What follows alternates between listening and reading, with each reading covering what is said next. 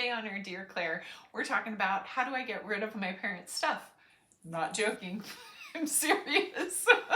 It is truly a question someone asked me. Obviously, you all know how to get junk haulers and post stuff on Nextdoor and post stuff on Craigslist. I don't need to tell you about that.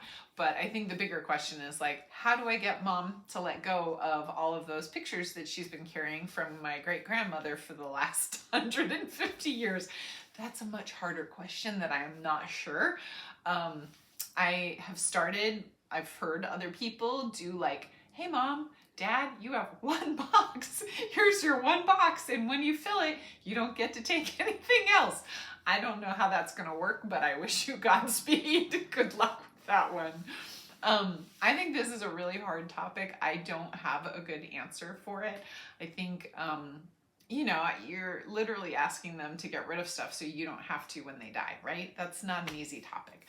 When my father passed away, there was a basement full of construction stuff that he knew he was going to use on the next job site. So you might just want to make peace with the fact that there's going to be some stuff that you're going to inherit that you're going to have to get rid of yourself.